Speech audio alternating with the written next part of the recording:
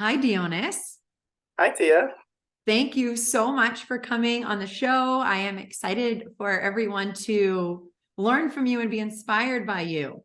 And I'm so happy to be here. This is so much fun for me. So thank you so much for the opportunity.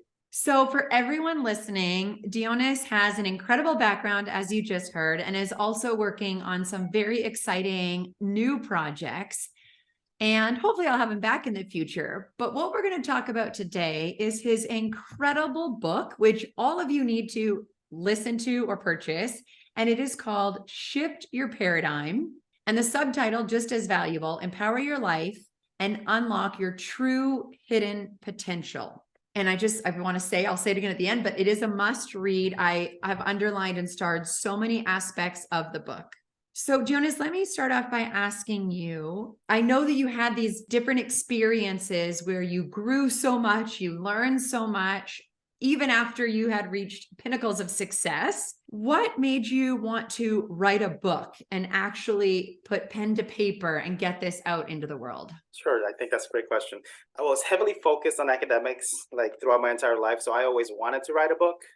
But I think there were mainly two catalysts. The first was a very difficult experience that I went through that I mentioned in the book, which was very disempowering for me. And, it was my first failure. And when that happened, I just don't know what happened to me. I was hopeless and I didn't know what to do. And looking back, that was probably one of the best things that ever happened to me. Yeah. Because I was able to meaningfully increase my self-awareness and realize the source of my power. So by doing that, then I felt, all right, well, I have a story to tell where I can help others that have gone through a similar situation to empower themselves. And then second, when I became the chairman of the board of an organization called Teaching Matters, that organization, what they do is they coach teachers to be better teachers.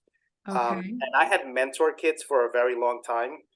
And I feel like I had done it unsuccessfully because a lot of these kids have a tremendous amount of capability, but they just don't see it. They don't know it. They have a lot of limiting beliefs that prevent them from going out there and being the best version of themselves. Yeah. So when I became chairman of the board of Teaching Matters, well, I felt that there was an opportunity for me to scale that. So I'm going to go out there. I'm going to be the chairman of the board of this teaching organization. Well, I should go out there and try to scale my impact on the world as well. I love it.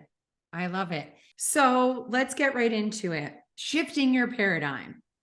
Many people listening aren't sure what their paradigm is. So for someone who hasn't used this term, this isn't part of their life yet, tell us what this is and why it's really important to understand your paradigm. Before you can shift it, you have to first understand it.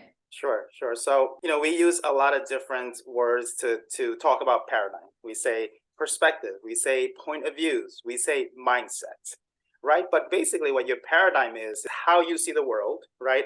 And it's the accumulation of all of your past, your experiences, your conversations, your thinking, everything that allows you to see the world in a very specific perspective. And that includes a lot of like really good things and a lot of really bad things, like all the traumas, right? So your paradigm is effectively, I call it a computer mainframe of how we make decisions, how we create emotions, how we are who we are, right? But the challenge with the paradigm is that, we're never taught to acknowledge it, right? So what happens is that we normally are just reacting to the world, right? And that's really what I found out with that failure. Basically forced me to wake up and acknowledge that I had a paradigm, that I was responsible for how I saw the world and how I used my perspective or my paradigm to either be disempowered, to empower myself, and to add value to the world. So it's effectively the glasses that you have on that allow you to see the world in the way that you do. And if you become aware of your paradigm,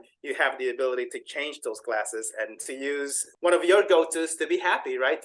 You can choose to be a happy leader if you understand that your paradigm controls happiness. Oh my gosh, you dropped some gold there.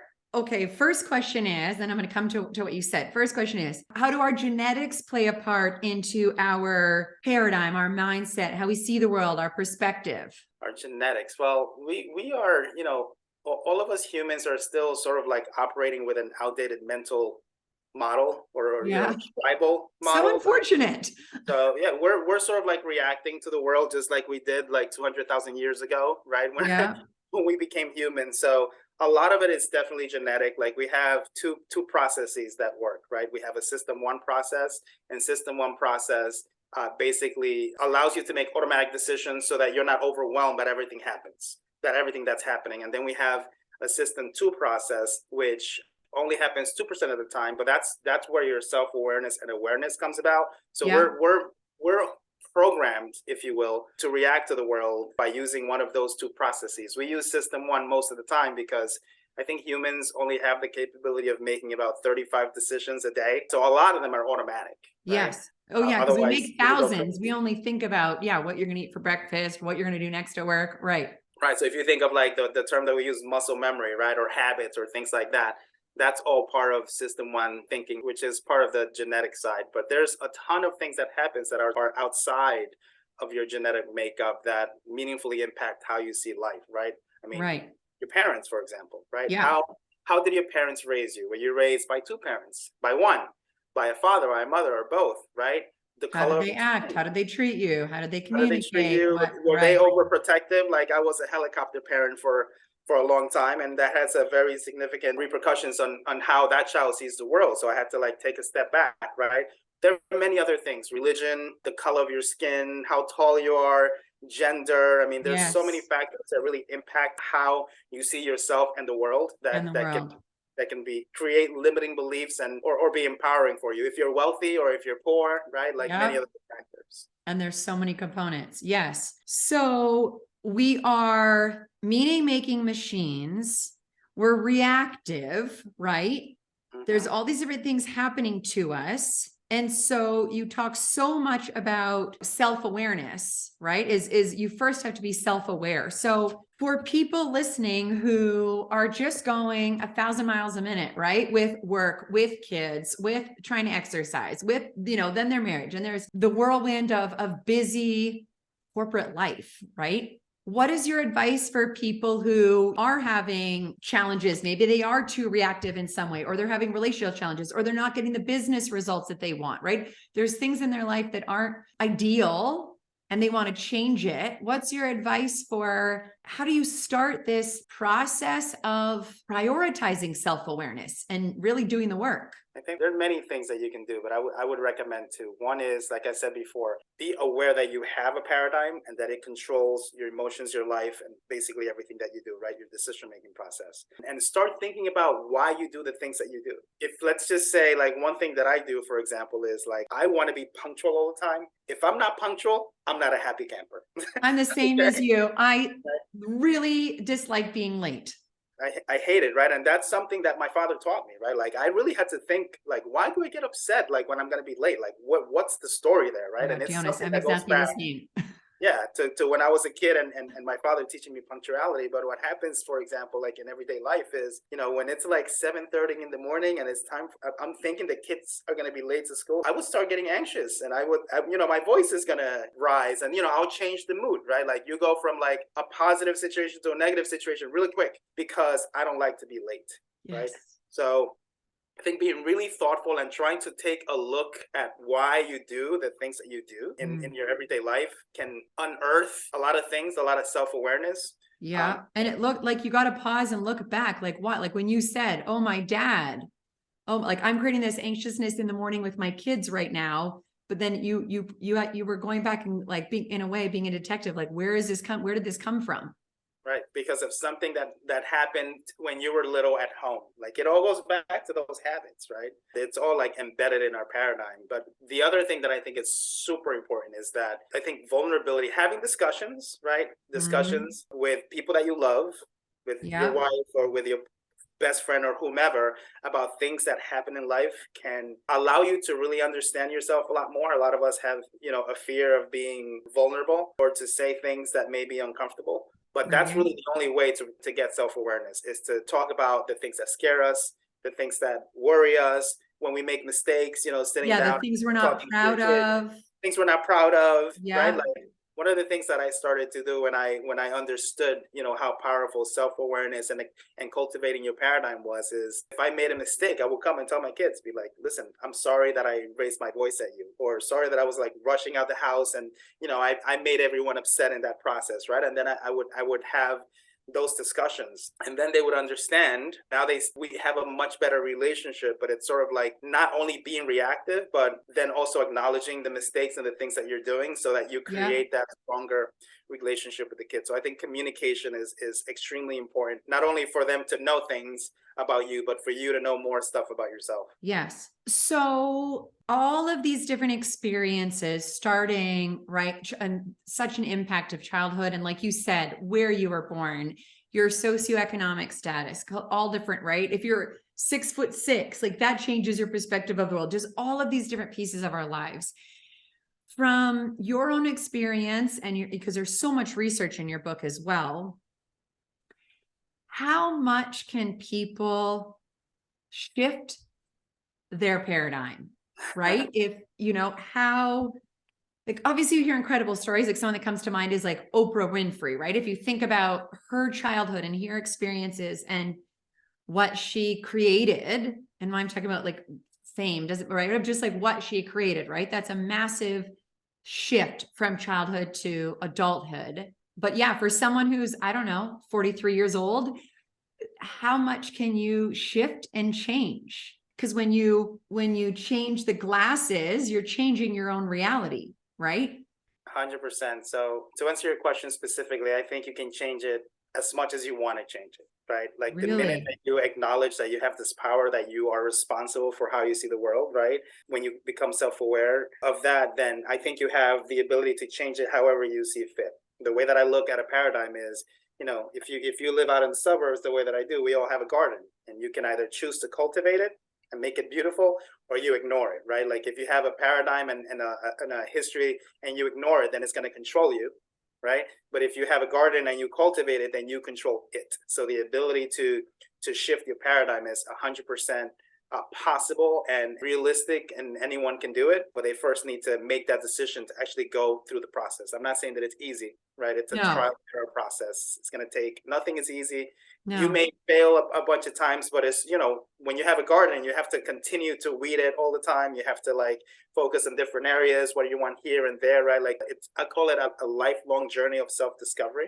Yeah. But then you know that you're working towards something and you're trying to get to a specific destination versus just reacting to life, right? Yeah. Because as humans, it does feel, I mean, as a parent, as an entrepreneur, as someone wife, etc., it does feel like a lot of the time life happens to us. There's things happening to us, right? And with this belief, idea, and action of you can continuously cultivate, you can continuously change. One, it's empowering, but it's also then, and Dr. Ben-Shahar, who I studied happiness with, it's also, there's this responsibility, right? And I think when you talked about, I think it's Dr. Barrett, the new neuroscience of emotions, right? In there too, it's like, yeah, you create your emotions. Everything isn't just happening to you. And that acknowledgement of how much of a player or a part we are in what's happening, I think is really, really, really important. And it's, in a way, it can be easier to not go do the work. Would you agree for some? Oh, I think that it is so much easier to not do the work. I mean, it's a scary thing to dig inside yourself for why you're doing things, because it is so much work. And the work never stops, right? That's the thing. And to your point, you acknowledge it and then you make yourself responsible for it. And once you make yourself responsible for it, then you need to continuously do the work, right? It never really goes away. But once you do that, it's not, then you're not just reacting to life. You're creating a life that you love, right?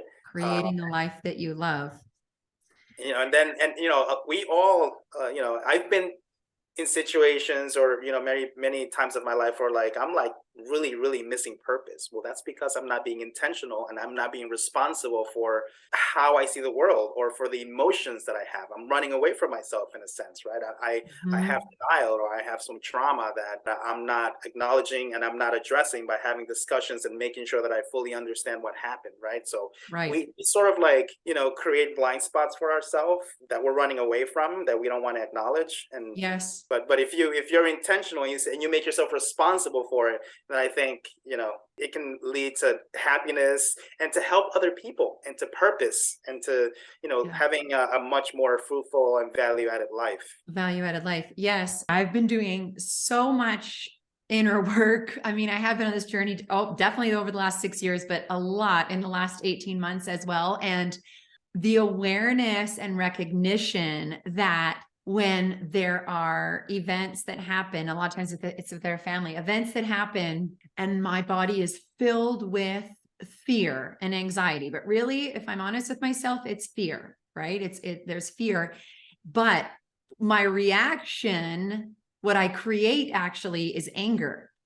But when I pause after and I reflect, I'm like, no, it's not anger, it's fear. I know what I realized is, being angry, that's easy. That's actually like, in a way, like a cop out. It's like, it's easy to be, where it's like, if you pause and go, I'm terrified as a human, as a mom, but it's so much more valuable to not get angry. And it's like, I see it as reps. It's like, the more you do it, instead of reacting, you pause, and just create space of, okay, what is actually happening right now? And of course, I can totally relate. It's so much is programmed back to childhood. It's funny because, I have this chart in the book. It's called negative emotional outputs, right? And when you talk about like all those negative feelings that you have, bitterness, jealousy, hate, right? Like judgment, bias, they all come down to fear. Yes. At the end of the day, it comes down to fear. But as a human being, it's really difficult for us to say, I'm afraid, to acknowledge it to ourselves. But think about how much power there is there if you say, oh, I'm jealous because I'm afraid, right? What does that lead to? Well, have a discussion and talk about that fear with your partner, right? Whatever that fear is. And you can really create something amazing and strengthen a relationship if you choose to be vulnerable, right? Instead of like running from the fear and saying it doesn't exist, you face it head on. And don't try to be tough, right? It's like, like you said, the vulnerability. And this is so valuable for whether it's with your boss, with your business partner, with someone on your team, or your spouse or kids, right? It's like when those emotions come, it's like, it's information, right? But it's so easy for us, like you said, to react. That we're just programmed that way to just react. We are. I guess that's the genetic side that you were talking about as well, right? But this is great for you personally, individually. It's great for your family. And of course, it's great for your career and your job, right? Because when we all operate from that place of, I'll call it courage versus fear, right? Like we have an ability to be a lot more successful, to have better relationships, to be more productive. Like there's so much that emerges from that. Yes. And everyone listening, Dionis is a highly successful individual. He knows what he's talking about, and listen to write down every single word he's saying. So the last question I have for you, and you touched on it, but I was going to ask you about it anyway, is judgment. All humans, there is this judge, this inner critic, let's call it, and we judge ourselves and we judge others. That's not a powerful, happy, aligned, empowered place to be. So what is your advice for people listening who have a very loud, chatty judge inside their brain that is constantly being critical of them, and then, the judging of other human beings? What advice do you have there? So early on, I said we are meaning-making machines. We're meaning judging making machines. Every single one of us. Judging making machines. It's an evolutionary imperative. Like we had to judge so much more, like hundreds of thousands of years ago, just to survive, right? That it's just part of our makeup. But one thing to keep in mind is that when you judge, that's just the tip of the iceberg, right? It'll go down to fear as well. And a judgment is sort of like totally an incomplete way to make a decision. If you have a judgment, you have to like really explore why am I judging, and really see what's underneath that judgment, so that you can have a full picture and then make a decision. A lot of us, or most of us actually, most humans, they judge and then they decide based on the judgment, right? But we need to judge. We need to figure out why we're judging and then make a decision, because we're all very biased, right? Like, every single human being out there is biased. We see someone that they're too short, too heavy, too dark, too whatever, and a judgment just comes up right away, and we make a decision on that basis, right? Because we, how we grew up, our parents, television, the news, so many different reasons, right? So it's really Yes. important for us to stop ourselves, understand why we're judging, and before making a decision, and then eventually with complete information make a decision. Otherwise, the life can be pretty chaotic if we're just making decisions on the basis of Judgment. judgments that are just the tip of the iceberg. Right. Right. And not connecting to our true selves, right? If we're judging ourselves. So it's a reminder again, that pausing and reflection of, if you find yourself in a place of judging, you find it's either judgmental of yourself or others, it's to pause and go, okay, how come? What's going on? And that, self-awareness. Okay. I got to get one more bonus question in. What is your most useful or your most powerful happiness habit? What do you do that you think contributes a lot to you feeling happy and feeling well? I think I have two answers. It's like I'm a planner, so I need something to look forward to. Okay. Right? So for the family vacations, I love to plan and to look forward to vacations. It makes me happy. Research supports that. Especially when I'm going internationally, like Europe or something like that. I absolutely love it. But the second thing is, renewal is so essential for us to be happy, to create good emotions, and to be productive. So working out, I do jujitsu, and I go as much as I can, right, to get that energy out. And sleeping. Yeah. Sleeping has been my superpower for as far back as I can remember. If I can give the credit for anything that I've done to one specific area, I would say sleep. Like even in college, I would always go to bed at a specific time, make sure that I had enough sleep, and that would allow me to focus, to be happy, and to do all of that. So if I'm not in a good mood, it's probably because I didn't sleep well, right? So again, sleeping is a superpower. Yes, sleeping is. Oh, Dionis, thank you so much. Everyone, again, please go out and grab Dionis's book, Shift Your Paradigm. Connect with him on LinkedIn. And thank you so much, Dionis, for coming on the Arrive at Happy show. Thank you, Tia. This was so much fun. Very much appreciated.